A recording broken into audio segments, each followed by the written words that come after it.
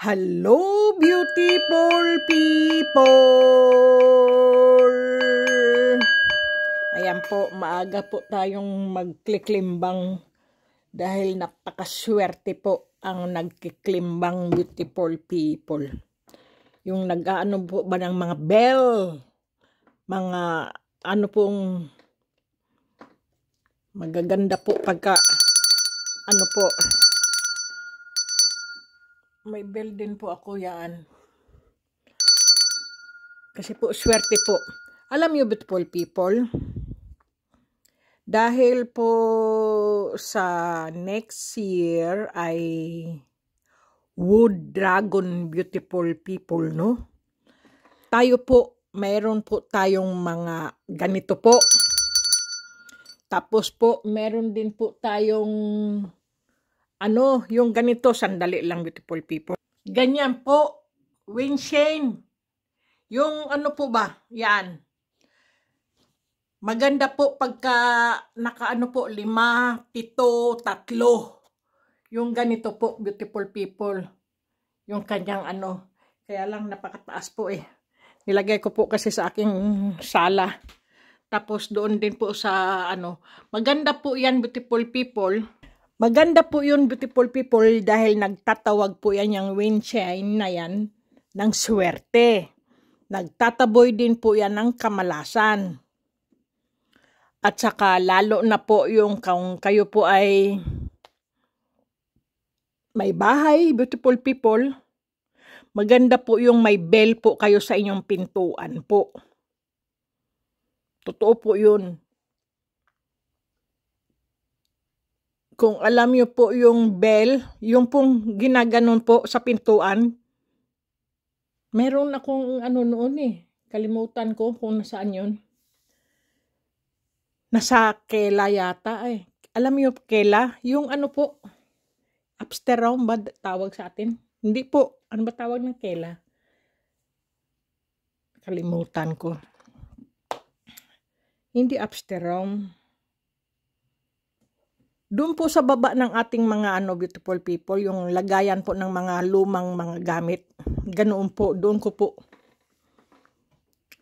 Ganoon, beautiful people. Yung kampana po ba? Yan, mayroon po kayong maliit na kampana doon sa inyong doorbell po, doon sa inyong pintuan ng inyong bahay. Kasi po, pagka dito sa kundo, ay mag-ano na lang po kayo ng ano po, yung ganoon. Kaya, yun swerte po yan, beautiful people, pagka may mga ganyan.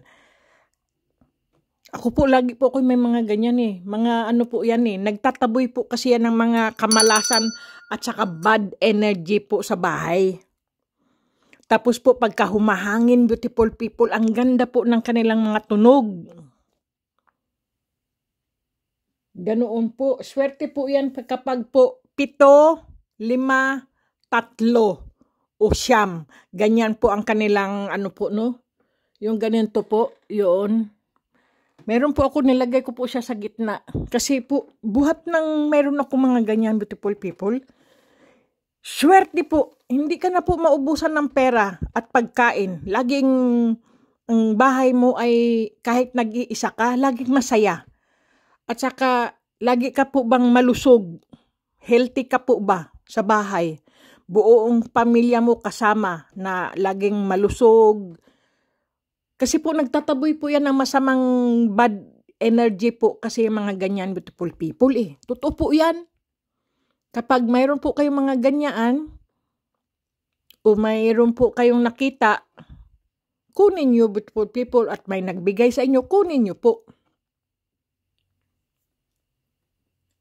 3 po yung ganyan ko eh. Nilagay ko po din sa kusina ko po para lagi pong hindi maubusan ng pagkain. Pagka nagbubukas po ako ng bintana at malakas po ang hangin, nagkikling, kling, kling, kling, kling. Yung hindi po ganito ha. Kling, kling, kling, kling, kling. Nag-aano po siya. Ang ganda ng tunog niya po. Kasi nga, Windscreen nga po siya eh. Tapos po, mayroon po kayong kandila, beautiful people. Maganda rin po ang kandila. Yung pong kandila na mga mababangong kandila na naglalakihan, nagtatabaan na kandila. Ako po, meron po ako palagi noon. Kaya lang po, ubos na. Ngayon po ay maghahanap na naman po ako, bibili na naman po ako. Kasi pagka dito po, pagka winter po, nagsisindi po kami rito. Kasi po, winter na po ba, para po bang, ang ganda po ng kanyang, ano po ba, yung kanyang amoy, maaliwalas yung amoy ng iyong bahay.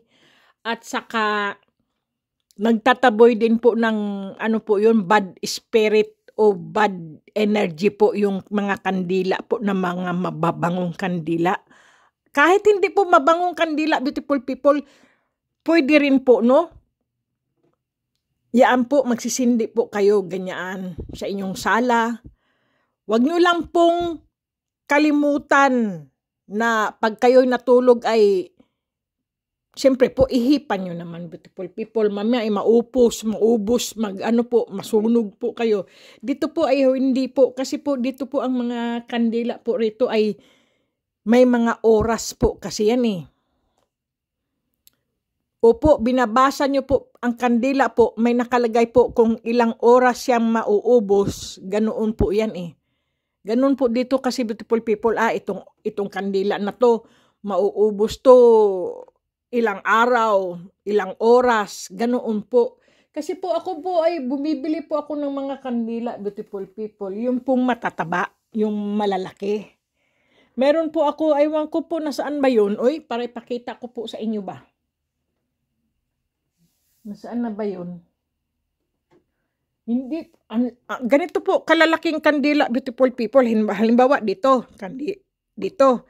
Ganyan po, kalalaki. Kulay puti, dilaw, orange, green, ganyan po. Naglalakihang mga kandila, binibili ko po na mababango. Hayaan nyo po, pag sa susunod po na ano po, nagbibili po ako ng mga ganyan, mababango pag sinisindihan mo po, ang bango-bango ng bahay mo. Tapos pagka hihipan mo, patayin mo yung sindi ng kandila, ang bango-bango ng bahay, totoo po yan.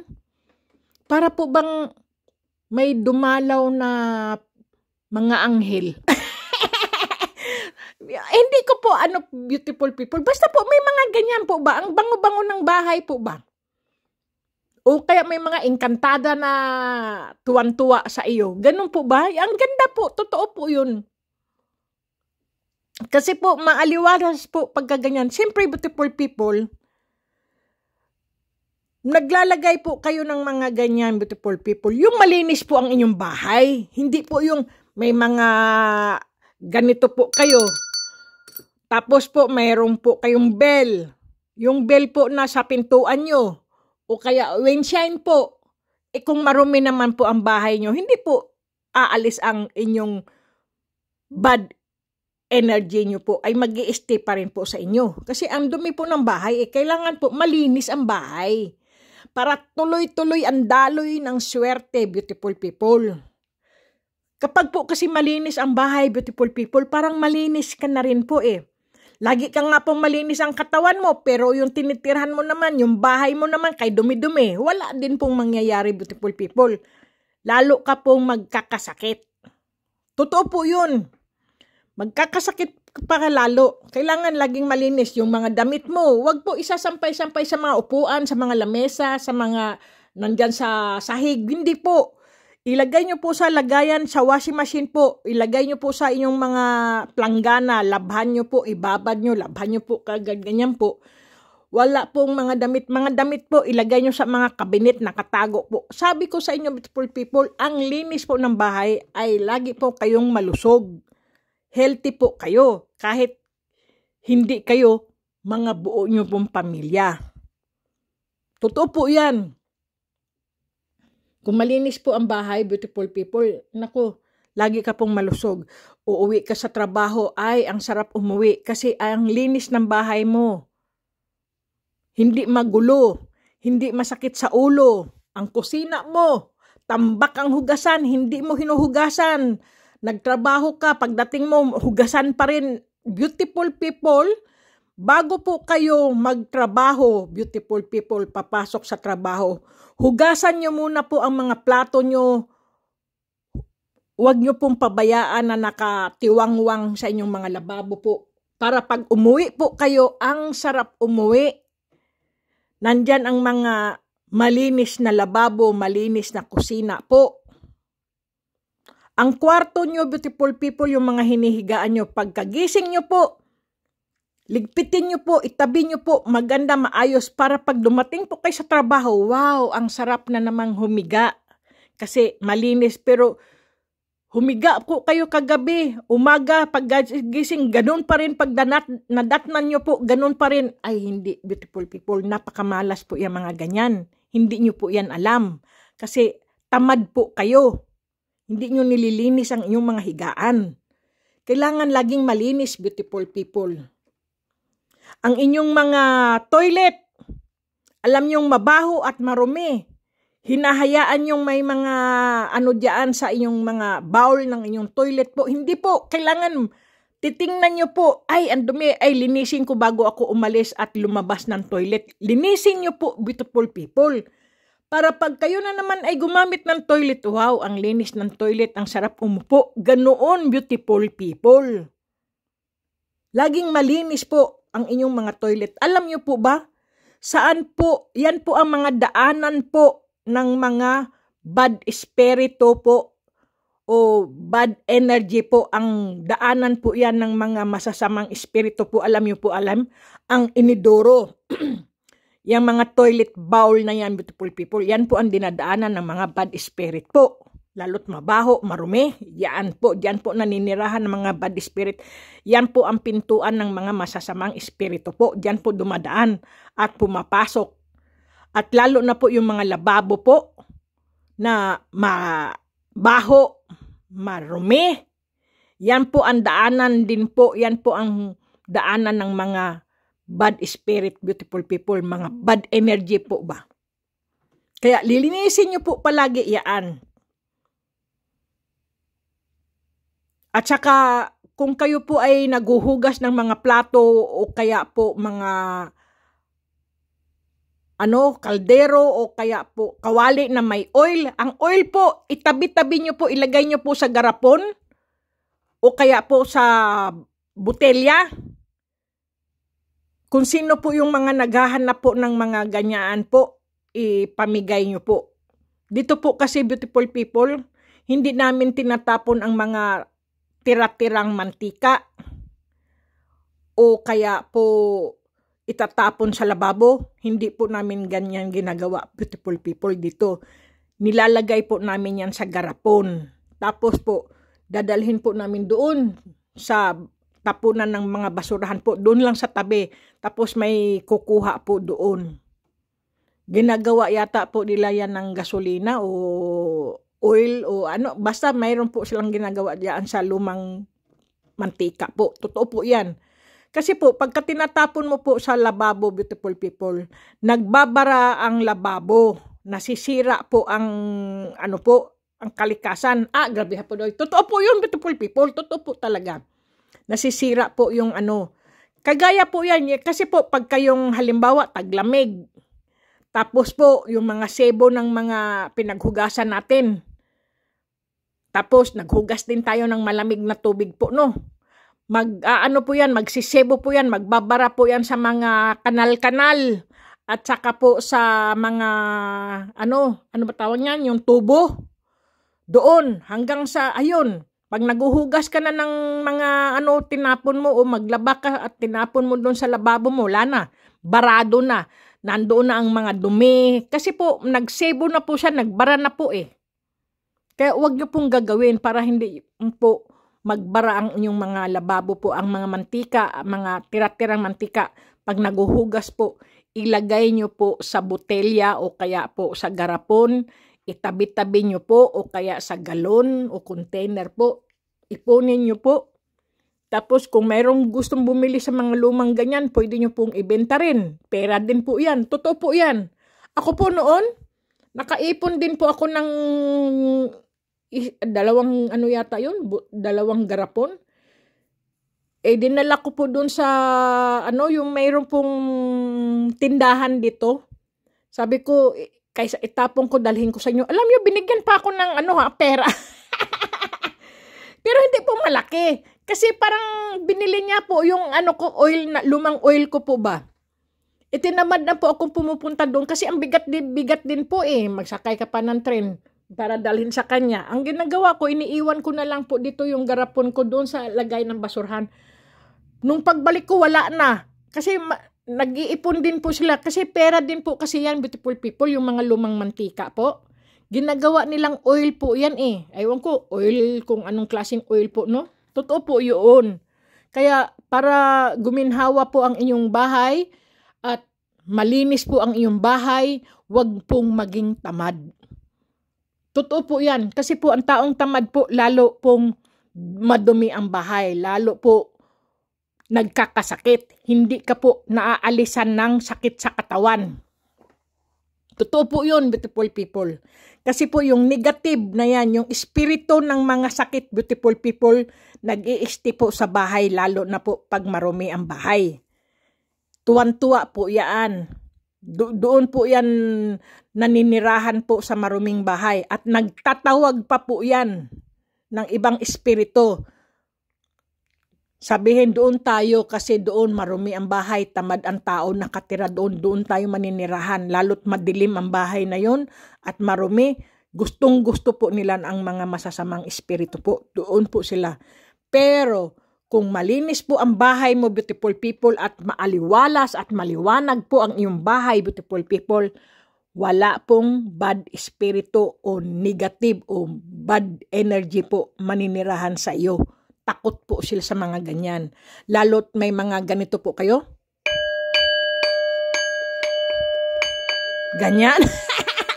At lalo pa po may mga ganito kayo. Nako. Tapos po, ganito beautiful people, alam nyo po.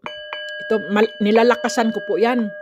Kwarto, toilet, mga kusina, mga sala, mga ano, kiniklimbang ko po yan, daladala ko po yan. Sinasabi ko po, umalis ang malas, umalis ang malas, umalis ang malas. Ganyan po ako. Tapos po, magsipasukan ng mga swerte, magsipasukan ng mga swerte, magsipasukan ang mga swerte. Ganyan po ako. Nag-iisa po ako rito. Ganyan po ako. Bubuksan ko po yung mga bintana. Tapos po, pagka kayo nagbubukas ng bintana, beautiful people, alas 5, alas 6 ng umaga po, magbukas po kayo. Sabihin nyo, pumasok ang mga swerte, magsilayas, magsilabas ang mga malas, ang mga bad energy. Ganyan po, magsalita po kayo. Tapos po, pagka alas 5 naman ng hapon, beautiful people, isarado nyo naman po ang inyong mga bintana. Huwag nyo pong hahayaan na bukas pa rin po hanggang alas 5, alas 6, beautiful people. Maaring magsipasukan din po ang mga bad espiritu po at saka magsibalikan po yan sa inyong bahay. Mabuti yung magsara po kagad kayo ng mga alas 5 po ang inyong mga bintana para magsibalikan man, hindi na po papasok sa inyong bahay po kasi nasaraduhan na po sila. At lalo na po ang mga lamok. Tarantado din to eh. Hindi po, ang mga lamok din po, nagpapasokan din po yan, sangkaterbang mga lamok. Oh, magkakasakit din po kayo. Totoo po yan. Mabuti yung walang lamok sa bahay at walang langaw, beautiful people. Yung iba po, naglalagay po sila ng ano. Ako po meron po yung mga bintana. Ako po may mga nets na hindi papasok ang langaw at hindi papasok ang lamok o mga insekto po dito sa bahay ko po. Ewan ko kung makikita nyo po sa aking bintana. Madilim pa po kasi sa labas, beautiful people. Yung nets ko po, meron pong mga ano po doon yung aking ano, beautiful people, no? Yung nets ko po sa bintana po ba? Yung hindi po ba papasukan ng ano, ng mga langaw o ano, mosquito o ano ba yun? Lamok! Diyos ko po. Okay, beautiful people. Nako, ang haba na beautiful people yung aking ano, sana po may napulot po kayong nasabi ko po. Pero beautiful people, pulutin at kunin nyo lang po ang magaganda ko pong sinabi. Disclaimer lang, beautiful people, ha? Wag ma-open o wag mag-ano po. Sa akin po ay yun po ang aking opinion. Kung ang opinion nyo po ay laging marumi ang bahay nyo at tamad kayo, ay nasa inyo po yun. Kung gusto nyo pong swertihin, kailangan po lagi pong malinis. Huwag nyo pong suotin ang inyong damit na nasuot nyo na po kahapon, susuotin nyo ulit ngayon, binilad nyo pa po sa araw, babaho po kayo, beautiful people. Yan po, nagsisimula ang pagbaho ng mga anghit. Kapag po ang inyong damit na suot-suot nyo kahapon, tapos pinagpawisan nyo po, tapos binilad nyo pa po sa araw, doon po kayo magsisimula na nagkakaroon ng sakit na anghit, beautiful people. Okay? Tip ko lang po yon. Kung basa man po ang inyong mga t-shirt o mga damit nyo po, napawisan nyo po, i-ano nyo lang po sa tubig, lagyan nyo ng sabon, kuskusin nyo kunti, isampay nyo ulit po para kinabukasan, kung gusto nyo suotin, malinis at walang amoy. Okay, beautiful people? Ganun lang po ang tip ko po. Sa inyo po yan. Disclaimer lang, beautiful people. Lagi pa rin po tayong kumain ng wasto, matulog ng husto po, at siyempre laging po maghugas ng kamay. Dahil ano-ano po ang mga hinahawakan natin, ano-anong dinadampot natin, tapos kakain tayo na nakakamay, tapos po sumakit na po ang tiyan natin. Hayan, diyan po nagsisimula ang pagkakasakit po natin. Kaya mag-ingat lagi, beautiful people. At siyempre po, lagi po tayong magdasal.